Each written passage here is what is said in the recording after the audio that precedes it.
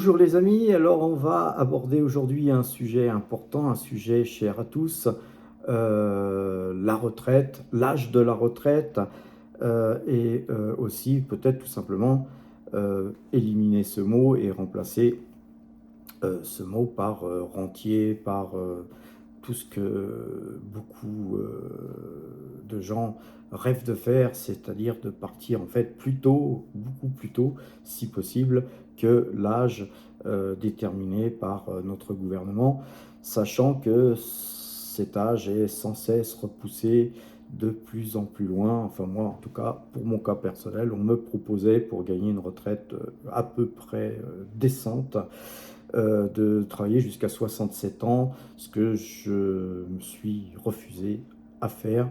Et alors, suivant votre situation, donc votre âge, vos revenus, votre niveau de vie, voilà, je vais tenter de vous donner les tenants et les aboutissants qui, de mon point de vue et de mon expérience, que je peux prouver puisque voilà, je l'ai fait, euh, vous donner les éléments qui peuvent vous permettre de partir plus tôt, tout simplement, ou même de partir euh, mieux. Voilà, c'est-à-dire avec plus d'argent que ce que la caisse de retraite veut bien consentir à vous donner. Voilà, on n'est pas des mendiants, hein, on est sur cette chaîne-là, une chaîne d'investissement. On est là pour essayer d'optimiser nos revenus au maximum. Et donc, je vais vous donner tous mes petits secrets qui ont permis d'arriver à ce que j'ai pu modestement faire. Alors, regardez ça. Alors, le nombre de trimestres exigés. Donc, alors, la petite sauce du gouvernement a été en fait, tout simplement, donc d'augmenter le nombre de trimestres à travailler pour avoir le droit à la retraite en fonction de votre date de naissance. Donc en fait, dans un pays où tout simplement on a comme on va dire image sous notre drapeau, liberté, égalité, fraternité, ben non, on n'est pas tous égaux devant notre âge, devant notre date de naissance, on n'a pas les mêmes droits fonction de notre année de naissance. Donc voilà, moi je note que en fait, tout ce qu'on m'a appris depuis ma tendre enfance, ça s'applique pas à moi. Ça s'est appliqué à ceux qui étaient là avant moi, mais ça s'applique plus à nous, hein, puisque vous n'êtes pas en retraite, en général, ceux qui regardent cette vidéo. Donc, cette première inégalité que j'observe, qui moi m'irrisse le poil, on va dire, pendant que je travaillais, moi j'ai vu des gens partir à 52 ans en pré-retraite, vous voyez. J'observe qu'autour de moi, il y a des gens qui n'ont pas travaillé une seule minute en France, qui viennent d'ici, de là ou d'ailleurs, et qui touchent des minimums retraites, des minimums sociaux, etc. Et puis nous, en fait, pour pouvoir faire perdurer un système qui est condamné à mourir, eh bien, on va vous faire mourir au travail. Et ça, c'est particulièrement désagréable à mon sens. Alors, donc, tout ce qu'on peut dire, c'est que bon, moi, personnellement, hein, je suis né en 1961, il fallait que je puisse cotiser 168 trimestres. Alors, fort heureusement, j'ai pas fait d'études, j'ai travaillé très jeune, et donc j'ai mes 168 trimestres, hein, pratiquement, je devais avoir mes 168 trimestres d'ailleurs, parce que j'ai beaucoup travaillé. Personnellement, j'ai dû travailler à l'âge de 18 ans. J'ai travaillé à l'âge de 18 ans. Et par contre, effectivement, je suis parti sous les drapeaux parce qu'à l'époque, on faisait notre armée.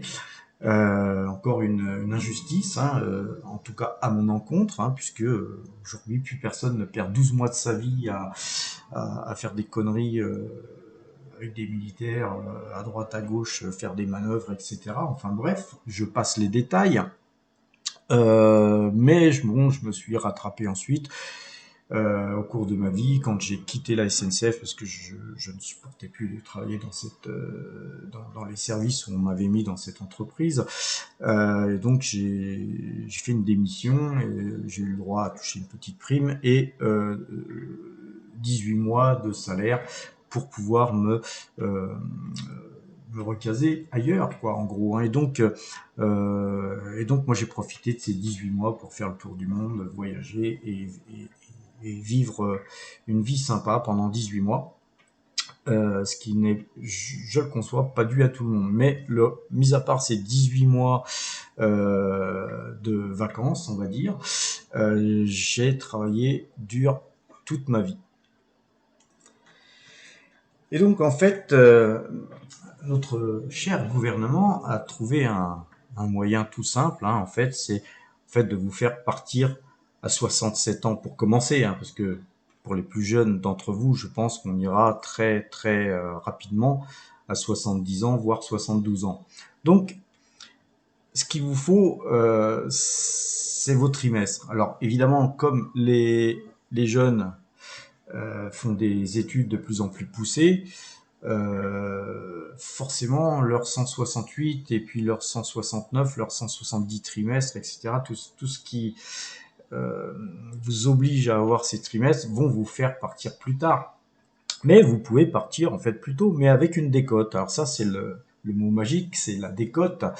Voilà, cette décote, ça va vous faire des trimestres manquants qui vont renier tout simplement votre revenu, votre revenu, votre pension, puisque ça s'appelle une pension, hein, quand on est en retraite, et donc votre pension va être diminuée d'autant avec des calculs très savants, hein, puisque ce sont des gens très intelligents qui font ces calculs, mais vous allez gagner un fait un salaire de misère et donc quand vous aurez vu ce qu'on va vous donner, vous partirez pas tout simplement. Le but est là tout simplement, hein, c'est de ne pas vous laisser partir.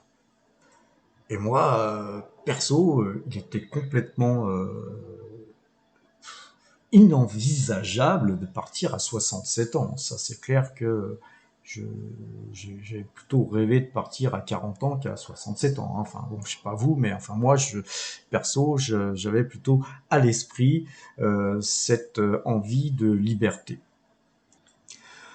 Donc, en gros, moi, j'ai décidé de partir tout simplement à 61 ans avec une décote, et donc évidemment avec un salaire extrêmement faible, puisque en fait de la caisse de retraite je touche 860 €,84 et puis le complément de retraite 359,70 €. Allez vivre avec ça. Bon, heureusement, j'ai un complément de retraite SNCF de 316,85 €, ce qui vous fait en fait un revenu mensuel de 1537,39 €.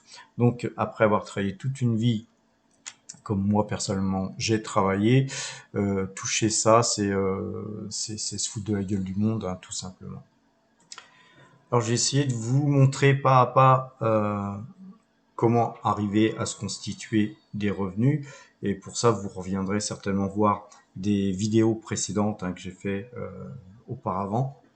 Mais on va déjà regarder comment aujourd'hui j'ai un revenu complémentaire. Donc là, sur la gauche, vous avez toute la liste des valeurs qui sont donc en portefeuille.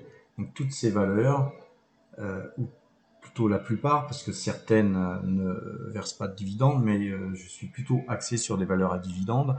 Donc vous avez les valeurs que j'ai au sein de mes sociétés, des valeurs qui sont au sein de PEA, des dividendes perso qui sont donc sur des comptes titres ordinaires, et puis le dividende total qui est la somme de tout ça. Bon, alors, vu qu'on est dans un pays où la fiscalité est reine, eh bien, tout simplement, il faut faire l'addition de tous vos dividendes, et cette addition, effectivement, elle est brute, et donc vous devez avoir ici ce petit petit carré, ce petit rectangle ici qui fait le décompte, hein, l'addition de tout ça avec tout simplement l'influence de la TVA sur le résultat, de façon à calculer un résultat net. Et donc pour ce faire, dans ce rectangle, vous avez ici tout simplement la partie sur la gauche, la partie immobilier. Donc les loyers qui sont donc ici, les impôts qui sont donc forcément, puisque c'est en SCI, les 15% d'impôts hein, sur ce total. Donc c'est le loyer moins les charges, moins les impôts. Et vous avez un total net en fait distribuable. Donc qui vous permet de ce total net distribuable vous permet effectivement d'améliorer un petit peu vos revenus quand vous avez l'intention de partir en retraite par exemple. Ici ce sont les revenus issus des sociétés, donc des revenus actions qui sont, je ne tiens pas compte de ce que la société gagne en parallèle, hein, ça c'est encore en plus, mais là je vous fais simplement une simulation par rapport à des revenus uniquement immobiliers actions.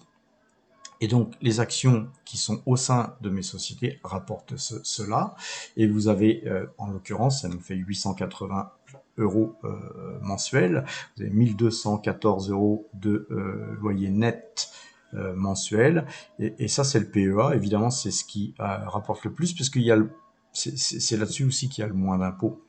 Et donc ça rapporte 1910 euros mensuellement. Sur les comptes titres ordinaires, vu que c'est fiscalisé à 30%, effectivement, j'ai peu d'actions sur compte ordinaire, donc évidemment il y a peu de revenus, mais c'est toujours ça qui tombe en plus dans les revenus mensuels. Donc le total des loyers des sociétés qui sont détenues au sein de mes propres sociétés, ainsi que le PEA et les comptes titres ordinaires, nous fait un total de 4126 euros. Ça, c'est quelque chose que j'ai réussi à construire moi-même. Et moi-même avec mes revenus, hein, tout simplement. Alors, il y a des gens qui ont fait des hautes études, hein, des super hautes études, mais avec les mêmes revenus, hein, puisque ce fut mes revenus à moi, avec mes mêmes revenus, ils sont eux capables de me donner seulement 1537 euros, alors que moi je suis capable en fait, de générer plus de 4000 euros. Vous voyez, donc on est à trois fois et demi la différence, et donc c'est complètement hallucinant qu'on vous sorte des théorèmes comme quoi voilà, faut travailler plus vieux parce que vous allez vivre plus vieux demain. Bon, déjà rien n'est écrit, on sait pas, on ne peut pas décider de calculer quelle sera la date de notre mort, etc. Donc tout ça c'est du pipeau. Et puis alors effectivement on vit plus vieux, mais dirais-je, en quel état, dans quel état on va finir, quoi. C'est surtout ça qui importe. Et donc, pour moi, tout repose sur votre épargne, hein, à moins que vous soyez né une cuillère d'argent dans la bouche. Tout va se jouer sur votre capacité d'épargne. Plus vous allez pouvoir épargner gros, et bien plus effectivement vous aurez une capacité d'investir, et cette capacité d'investir grâce aux intérêts composés, on va le voir tout à l'heure, devrait vous générer de plus en plus d'intérêts, de dividendes et autres qui vous permettront effectivement d'augmenter vos revenus de mois en mois, de tous les mois, vous aurez plus de revenus jusqu'au jour, bien sûr, si vous réinvestissez tous ces revenus d'une manière ponctuelle, hein, chaque mois, chaque trimestre, chaque année, mais aussi de vos vecteurs d'investissement. Effectivement, si vous réinvestissez dans un livret A ou un LDD. Si vous ne faites que ça, vous aurez des intérêts très très faibles qui vont même pas compenser l'inflation. Et donc, vous allez mourir pauvre, hein, si vous investissez sans risque sur des livrets A. Tout le monde peut vous prouver que vous allez en fait vous ruiner, hein. La santé à travailler pour rien, parce que toute épargne que vous allez épargner sur un livret A ou un LDD est condamnée à ne plus rien valoir sous 10, 15, 20 ans, quoi, voire 30 ans. Donc en gros, si c'est le livret A ou LDD que vous choisissez, plutôt dépensez votre argent, hein, au moins vous en profiterez tout de suite. Le troisième point, c'est le facteur temps. Le facteur temps est très important dans ce que je vais vous expliquer ensuite. C'est qu'effectivement, suivant que vous ayez aujourd'hui 18 ans, 20 ans, 30 ans, 40 ans, 50 ans, eh bien votre temps restant à accumuler de l'argent va être réduit. Donc si vous y prenez effectivement maintenant à 50 ans, il va vous rester par exemple 10 ans pour vous constituer un capital complément retraite. Ça va être juste. Mais par contre, faut le faire, parce qu'en 10 ans, vous pouvez faire quelque chose de bien, hein. C'est pas impossible. Vous pouvez même faire même mieux que quelqu'un en 30 ans. Donc, par contre, effectivement, c'est beaucoup plus compliqué et ça peut prendre aussi des phases de risque plus importantes si on souhaite arriver au même niveau que quelqu'un qui a épargné 30 ans d'une manière consciencieuse. L'autre point, c'est un point important, c'est la géographie. Alors la géographie, c'est un point pour moi important sous deux aspects.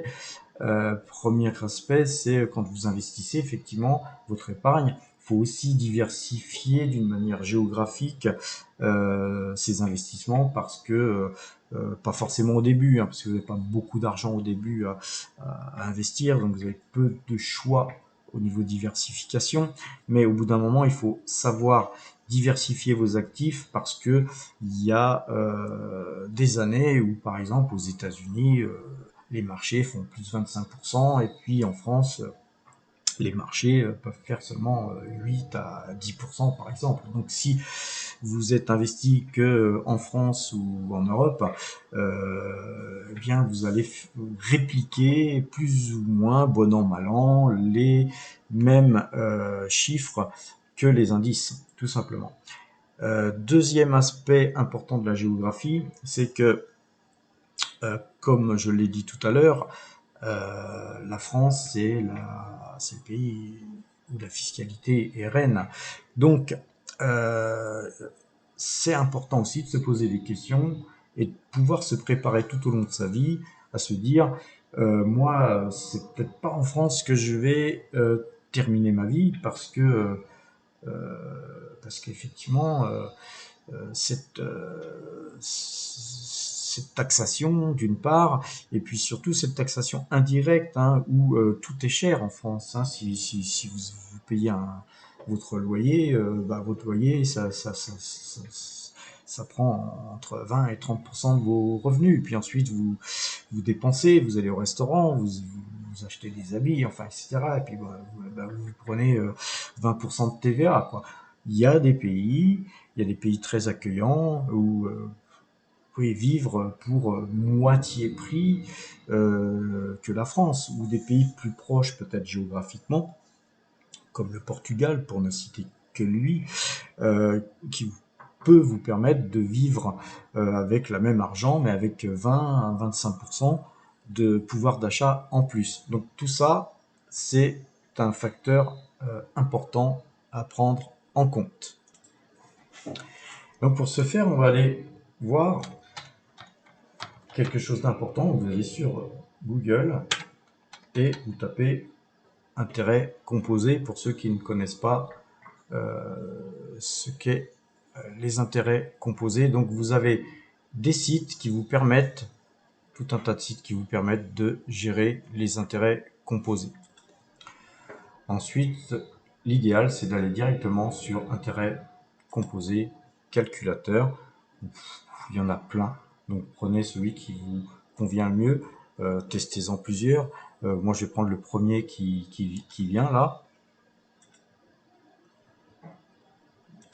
Donc j'ai pris la calculatrice financière intérêt composé 101.fr, un bourse 101.fr, c'est quelque chose qui fonctionne bien. Alors vous voyez, ce qui est intéressant, c'est que vous avez l'investissement initial, les versements réguliers par mois, les intérêts composés, vous les faites par an, mais vous pouvez les faire par trimestre. Hein, si vous investissez sur des valeurs trimestrielles comme aux États-Unis ou une valeur française comme Total, vous pouvez les calculer par rapport aussi au taux d'intérêt que verse en fait tout simplement comme dividende cette dite société.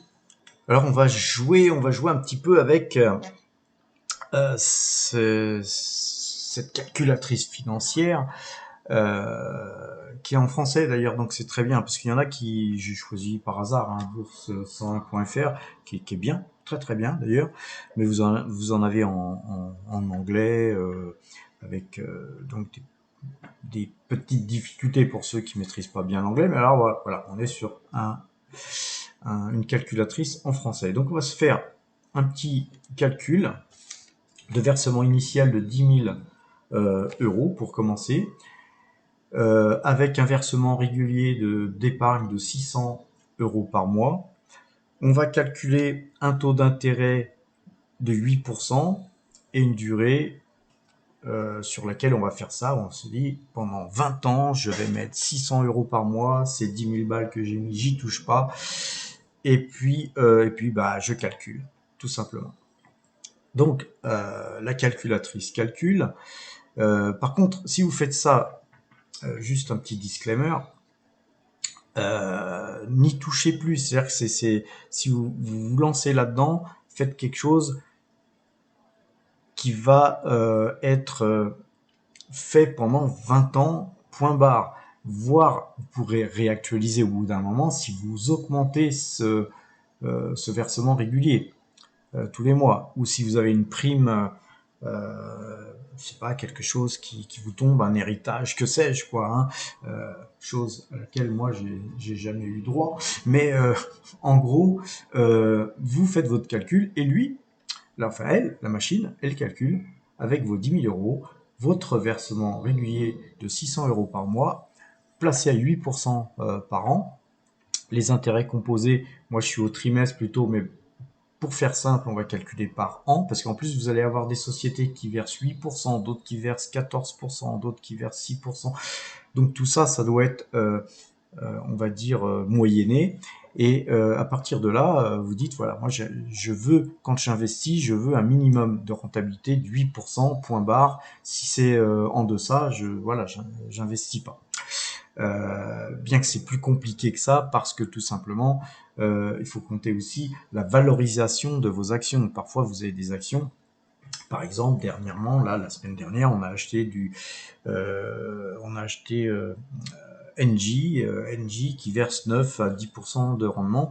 Elle a déjà pris 6% en 3 jours. 5,5, 6, je sais plus, pourcent. Bon, si la semaine prochaine elle prend encore 2 ou 3%, on va avoir gagné plus on va dire, en plus-value qu'en intérêt. Ben, on pourra dégager du titre et se reporter sur un autre qui pourrait verser, comme par exemple le Health Income ou que sais-je, qui versera son dividende le mois prochain. Et là, bah, si vous faites encore 0,40 de plus de vos 10%, et ben ça se cumulera en intérêt composé. Alors, après 20 ans, si vous faites ce qu'on vient de dire là précédemment, vous aurez un capital de 390 000 205 €. Voilà, 390 205 €. Et quand on regarde le graphique, c'est assez impressionnant. On voit que pendant 20 ans, vous aurez fait des versements réguliers de 144 000 € seulement, si j'ose dire. Vos 10 000 €, ils seront en investissement initial, mais on voit bien que sur 20 ans, les intérêts composés, vos intérêts, ça sera 236 205 €. Vous allez avoir sur 20 ans plus d'intérêts que de versement initial et de versement régulier. Et quand même beaucoup plus. C'est beaucoup plus que la moitié, en gros. Hein. C'est assez intéressant à observer. Et j'espère que pour vous, ça sera assez motivant pour vous motiver à le faire. Parce que, en gros, ça se voit aussi très bien sur la courbe là de rentabilité que vous avez. On voit bien qu'au fil et aux mesures des années, on voit bien que vous avez beaucoup plus d'intérêts composés qui se sont accumulés. Et ça, pourquoi? Parce que les intérêts des intérêts procurent des intérêts. Parce qu'effectivement, si vous touchez, par exemple, vous avez investi sur Coca-Cola ou sur peu importe la société sur laquelle vous investissez, tous les trimestres, Coca-Cola vous verse des dividendes. Si ces dividendes, vous rachetez des actions Coca-Cola, forcément, le trimestre d'après, vous aurez encore plus de dividendes qui vont tomber, et de trimestre en trimestre, ça devient assez phénoménal. Alors, on va refaire un petit calcul, tout simplement, c'est que si vous disposez de 390 000 euros, en gros, si vous avez toujours cette rentabilité de 8%, faites le calcul, vous allez avoir 2601 euros de revenus mensuels.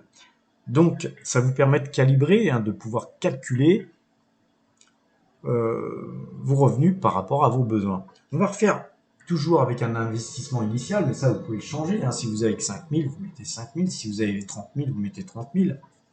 Et si vous avez plus, vous mettez plus. En fait, vous mettez ce que vous voulez en investissement initial. Maintenant, on va faire en versement régulier la même chose.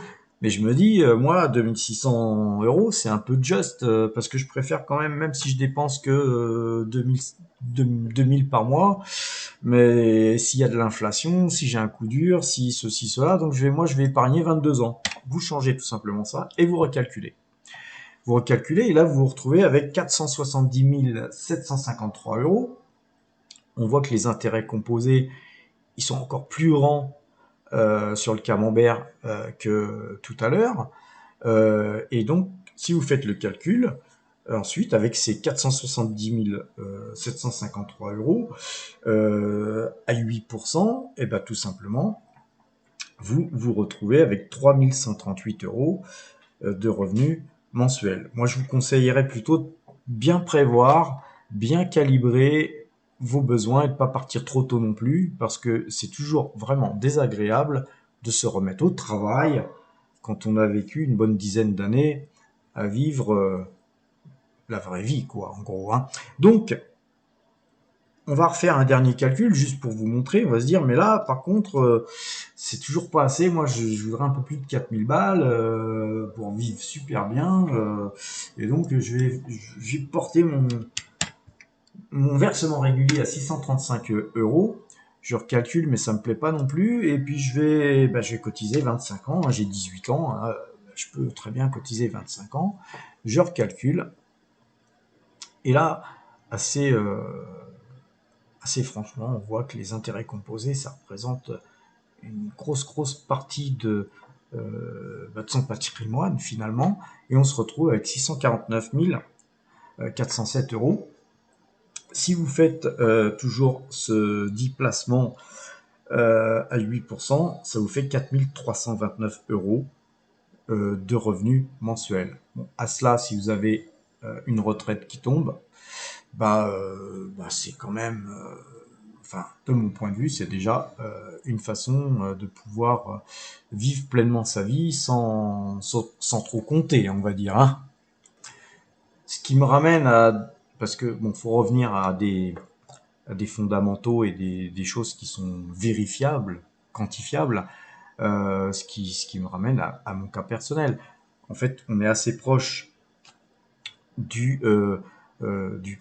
placement que je vous ai fait avec 649 000 euros, puisque en fait, en diversification, je vous encouragerais, regardez mes vidéos, hein, je vous encourage toujours à diversifier, donc j'ai un peu d'immobilier, et puis j'ai des actions tout simplement. Donc, en gros, diversifier, Moi, à l'époque où j'ai fait des investissements immobiliers, c'est des investissements en immobilier où les taux d'intérêt étaient très hauts, hein, parce que j'ai emprunté moi à 7,5% à une époque. Et donc, j'ai eu un gros patrimoine immobilier que j'ai revendu ensuite. Mais ce qui est important, c'est que les taux d'intérêt étaient peut-être hauts, mais le prix de l'immobilier était bas.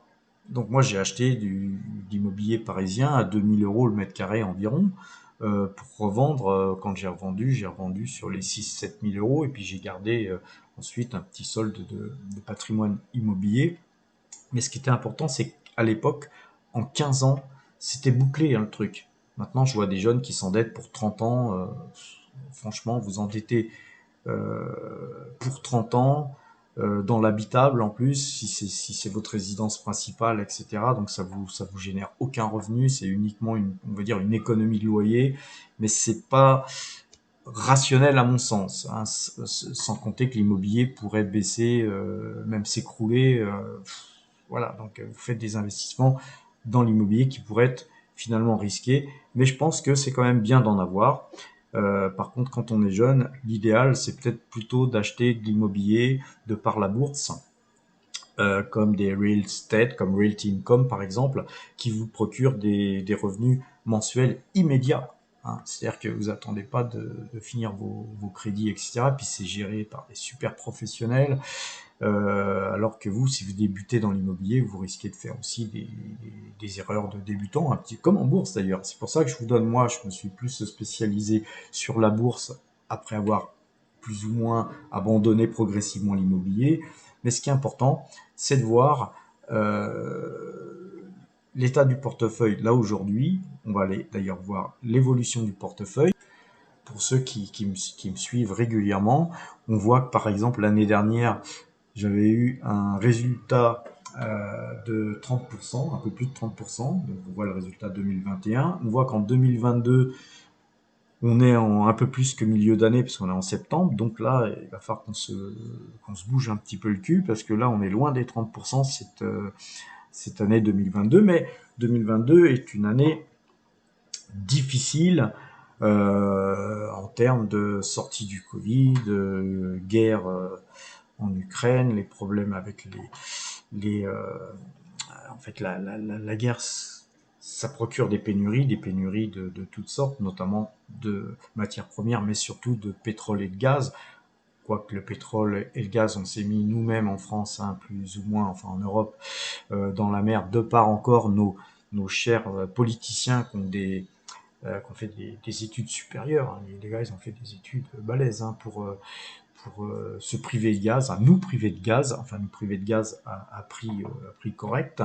Par contre, bon, c'est eux qui font les erreurs et c'est nous qui payons l'addition comme d'habitude. Donc, pour éviter de payer l'addition trop cher, effectivement, si vous aviez investi dans le pétrole et le gaz, notamment sur Total, j'étais aussi sur Shell, comme on le voit sur en 2021, Shell Midstream Partner, et même sur d'autres pétrolières aussi. Donc, ben, on a un peu performé, on a surperformer le marché parce que le CAC 40, le CAC 40 depuis le début de l'année, il ne fait pas 7% de hausse, hein. Il fait plutôt, je crois, moins 14%. On verra ça en détail tout à l'heure si vous le voulez.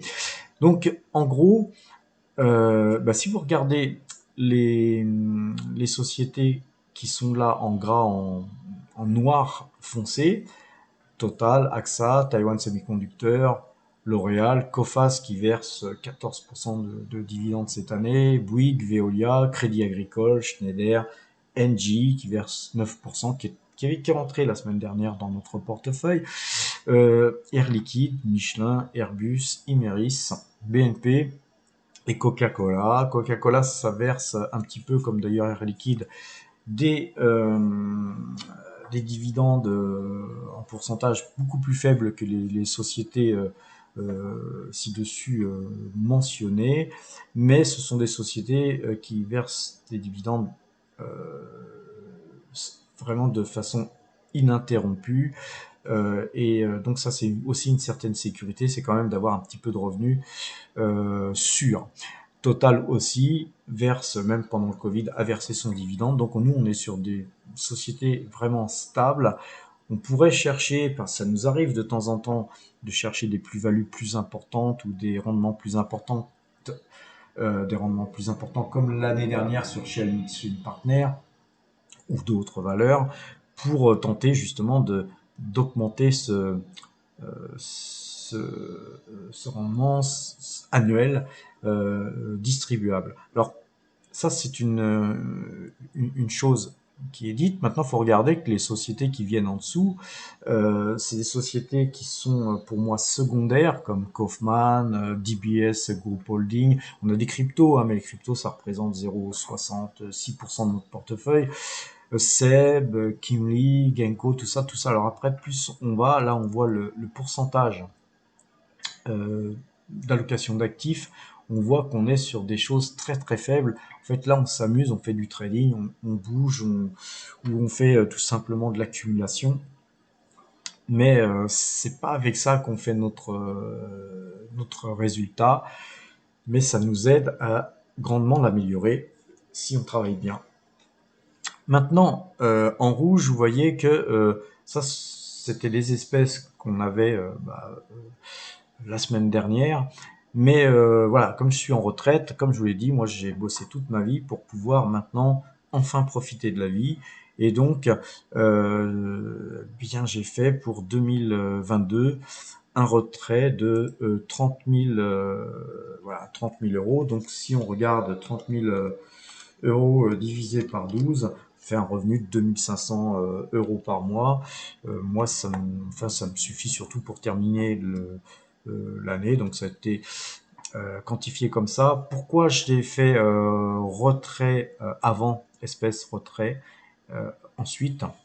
C'est parce que quand je retire de l'argent, bah en fait ça diminue mon résultat, ce qui est pas la réalité en fait. Donc je laisse, à chaque fois que je ferai des retraits, je le noterai.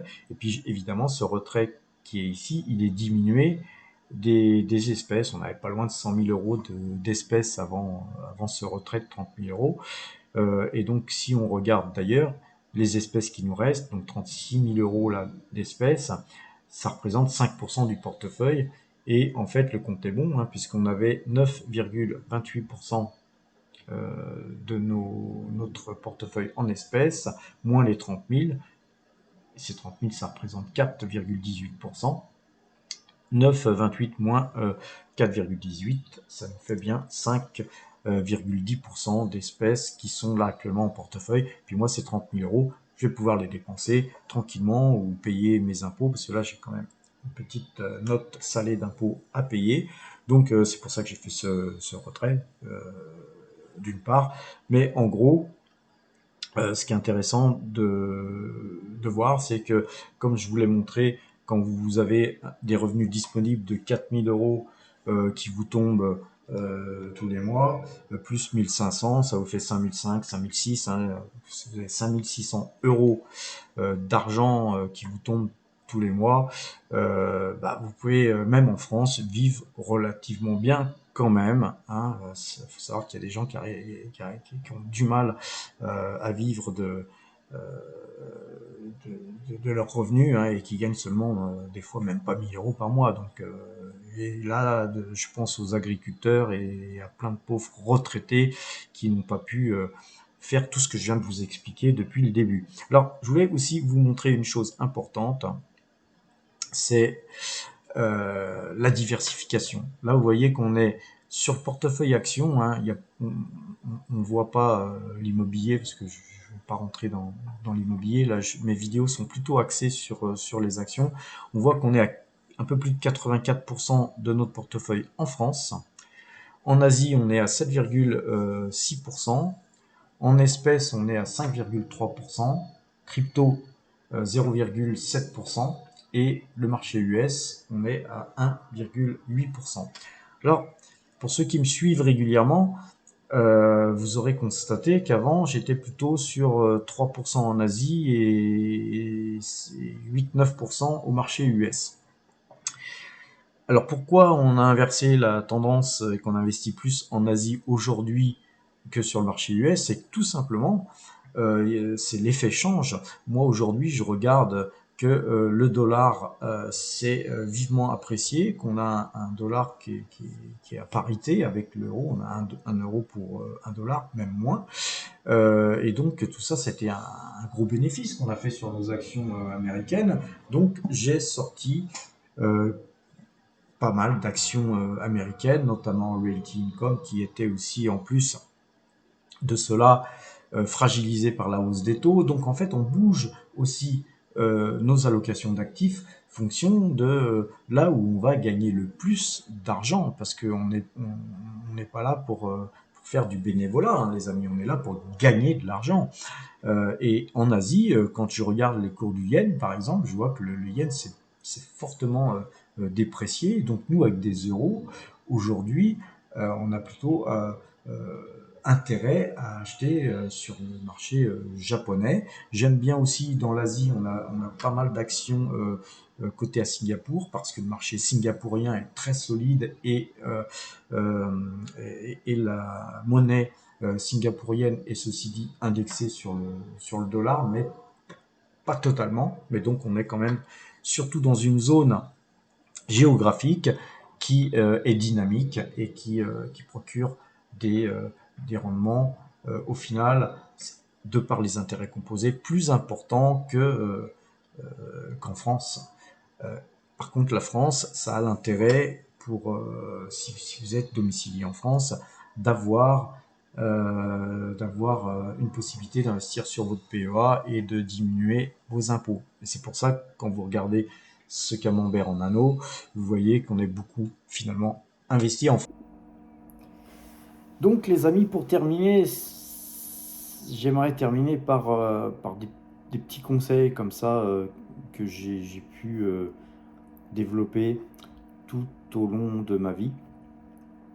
Et le premier point important, je pense, en dehors de tout ce que je viens de dire là sur les intérêts composés, sur il faut investir régulièrement, il faut le choix de ses actifs, c'est important, etc., etc. Tout ça, ça on va aborder ça encore et encore au, au demeurant chaque jour qui passe, hein, où je vous fais des vidéos, parce que maintenant je suis en retraite, donc j'ai pas mal de temps à vous consacrer, donc ça, avec plaisir hein, que je partage tout ça.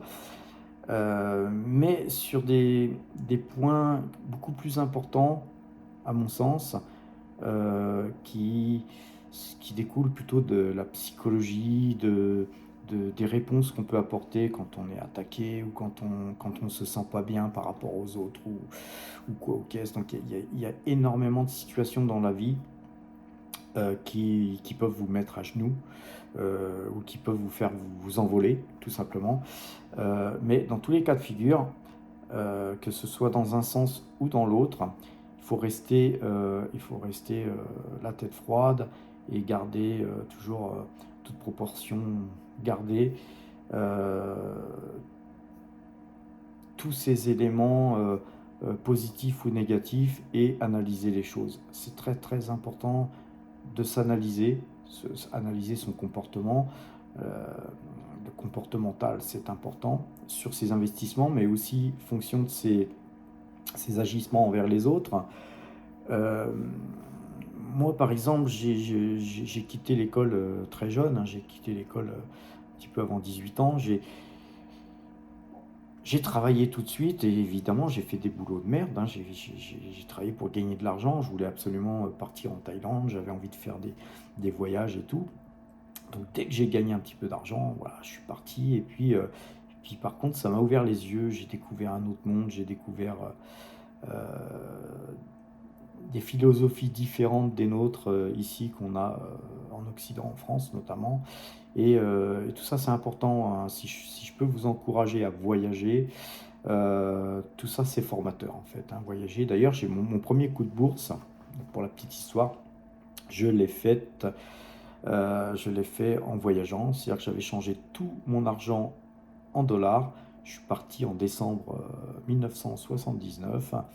Et je suis parti le jour du coup d'État où c'était le renversement en Iran du Shah d'Iran. Et puis à l'époque, pour aller à Bangkok. Ben, avec Air France, on faisait une escale à Téhéran. Bon, cette escale fut bien risquée, puisqu'on a vu des gars monter avec des kalachnikovs habillés en ninja, etc. Et on a bien cru que notre dernier jour était arrivé, mais on est quand même reparti. On a décollé, on est reparti, et puis voilà, ensuite Bangkok, etc.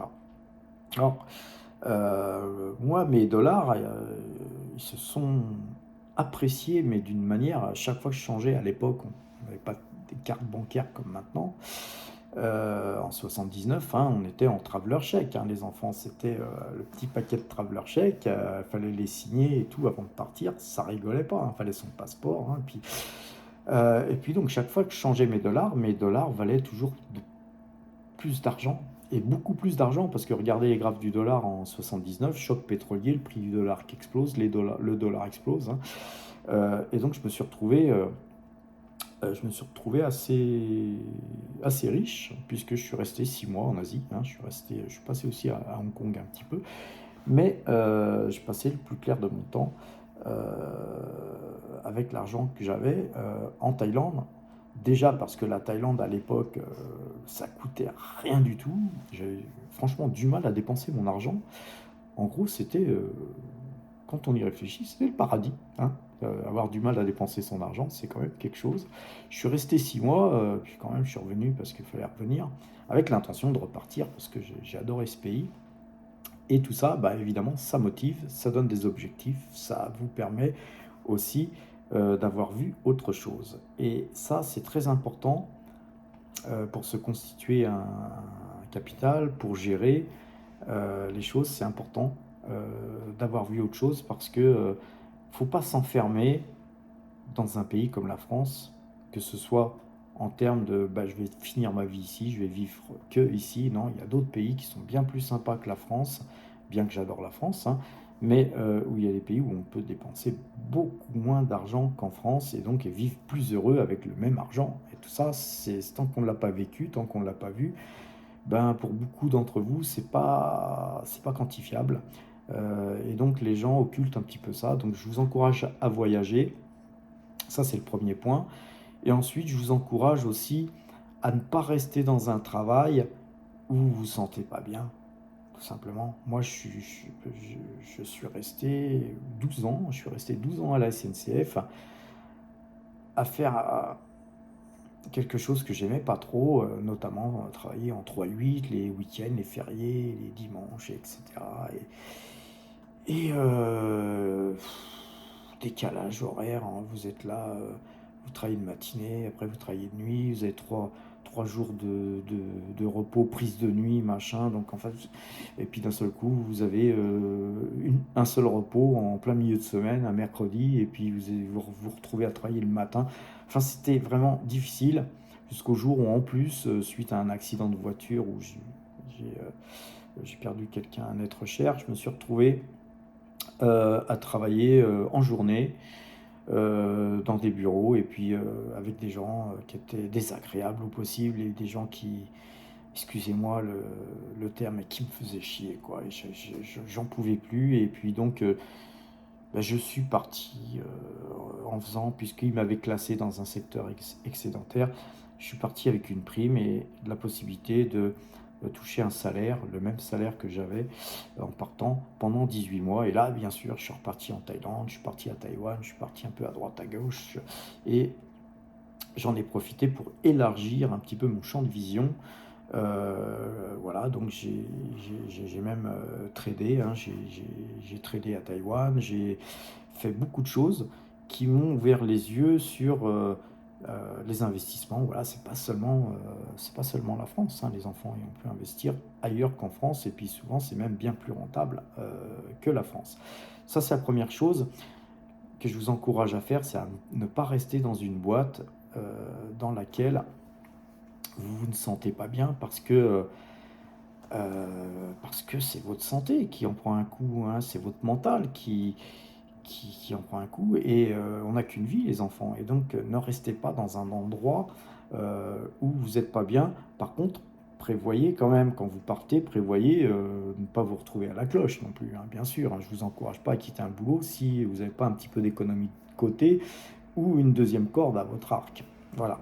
Donc la deuxième corde à votre arc, c'est important, c'est tout simplement les marchés financiers. Ça peut être les marchés financiers, mais ça peut être tout à fait autre chose. Ça peut être de l'immobilier, ça peut être aussi un deuxième boulot, ou un troisième, ou un quatrième, un cinquième boulot. Parce qu'il y a aussi des gens qui sont très cumulards. Hein. Je ne veux pas parler de nos hommes politiques, mais enfin, vous aussi, vous pouvez cumuler. Hein.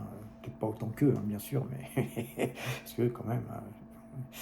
ils abusent, hein, à mon avis, hein, ils vont un peu loin. Hein. Mais enfin, ceci mis à part, ce qui est important, c'est d'être heureux dans la vie. Il ne suffit pas de capitaliser de l'argent, capitaliser, épargner, puis d'être malheureux. Hein. Ça n'a pas de sens non plus. Donc soyez heureux dans votre vie.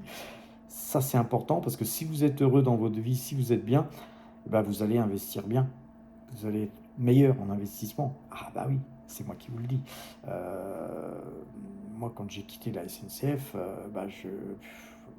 j'ai tout de suite dynamisé mon portefeuille, mais d'une manière phénoménale. C'est sûr que quand on est bien dans sa peau, on fait mieux les choses. C'est tout simple. Après, une autre petite expérience, j'ai travaillé dans différentes boîtes où j'ai quitté parce que c'est pareil. Je me rappelle, j'étais dans les boîtes où il a fallu que je parte parce que sinon il y a des claques qui se perdent, quoi. Puis bon, c'est pas la peine. C'est pas la peine, les gars. Vous partez, vous faites autre chose. Et puis souvent, on gagne à partir. Je me suis même tenté dans l'associatif, puisque j'ai un peu de temps de libre. Je suis dans les arts martiaux, donc j'aimais bien, moi. J'aime toujours des arts martiaux, donc je suis à fond. Moi, j'ai deux passions, c'est les arts martiaux et les investissements. Donc, dans l'associatif, c'est pareil, moi, c'est pas ma tasse de thé. Hein. Je suis resté 5 ans à diriger un club parce que le club allait pas bien. Bon, voilà, je l'ai remonté, mais je l'ai pas remonté tout seul. Il y a des gens qui étaient avec moi et tout, on était une équipe et tout, c'était bien.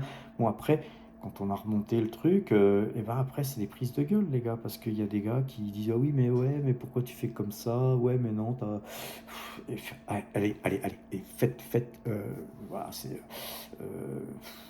Puis je suis parti, et puis j'ai redynamisé mon portefeuille, parce que regardez, je suis parti, puis l'année dernière, mon portefeuille a fait plus 30%, alors que j'étais plutôt à faire du 20% en moyenne. Donc vous voyez, quand vous faites 10% de plus, c'est quand même mieux.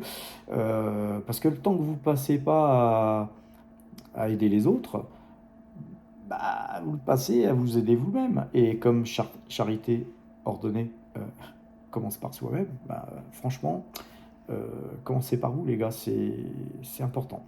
Alors, voilà, une fois qu'on a dit tout ça, on a tout dit. Eh bien non, on n'a pas tout dit. Il y a encore quelque chose d'important. Aussi bien quand j'ai quitté la SNCF que quand j'ai quitté l'association ou que j'ai quitté d'autres boîtes. Tout ça, ça vient d'un truc, c'est qu'il faut, pour vivre bien, il faut éviter les cons. Voyez, cherchez pas à les contredire, à les comment dire, à les persuader que vous avez raison. Un con, ça restera toujours un con. Donc, encore une fois, pensez à vous. Essayez de persuader les autres, ça n'a aucun sens. Faites ce qui est bon pour vous. Après, ça n'empêche pas d'aider les autres quand ils le méritent, quand vous le souhaitez, mais pensez à vous d'abord, ça c'est important. Voilà, je pense que je vous ai tout dit. J'espère que, avec ce qui a été dit dans cette vidéo, vous allez prendre conscience que vous êtes capable, en tout cas moi, si j'étais capable de faire ça, beaucoup d'entre vous sont capables de faire 10 fois mieux que moi. Et j'en vois des jeunes qui ont réussi, ils ont 30 ans, ils sont déjà multimillionnaires, etc. Ça, c'est des choses que j'ai pas pu faire parce que j'ai perdu 12 ans de ma vie à la SNCF. C'est tout simple. C'est-à-dire que j'ai pas mis mes capacités à générer de l'argent pour moi. j'ai travaillé pour les autres, et puis bah, ce sont les autres qui se sont enrichis, tout simplement. Et puis après, tout ça, c'est parce que, de par mon éducation, j'ai toujours privilégié la sécurité au maximum. Et donc, cette sécurité, elle a un prix. Elle a un prix. En fait, ce prix, on le voit en fin de carrière, c'est combien il vous reste pour vivre quand vous êtes en retraite, hein, puisque là, ensuite, vous êtes en retraite. Et bien là, vous n'avez plus de possibilité de travailler, de gagner de l'argent en plus de ce que vous avez. Et bah, quand on voit qu'il y a quelqu'un qui fait 10 000 ou 20 000 € par mois et puis que vous faites 5 000, vous dites bah, j'aurais pu faire mieux. Mais de l'autre côté, quand vous regardez qu'il y en a qui n'ont rien fait et puis qui sont à 1 000 € ou 1 200 € par mois, vous vous dites finalement, je m'en sors pas si mal. Et ce qui est important, c'est pas de se quantifier trop par rapport aux uns aux autres. Ce qui est important, c'est d'avoir ce dont vous avez besoin pour être heureux. Euh, Par exemple, avec 1 200 € par mois, vous pouvez très bien vivre, par exemple, en Thaïlande ou en Indonésie ou que sais-je, euh, suivant le pays que vous privilégiez, et de vivre avec l'équivalent de 5 000 € par mois, hein. Si vous allez dans une petite campagne en Indonésie ou au fin fond de la Thaïlande, avec 1 200 € par mois, vous êtes le roi du pétrole, les gars. Donc, c'est tout ce que j'avais à dire. Soyez heureux!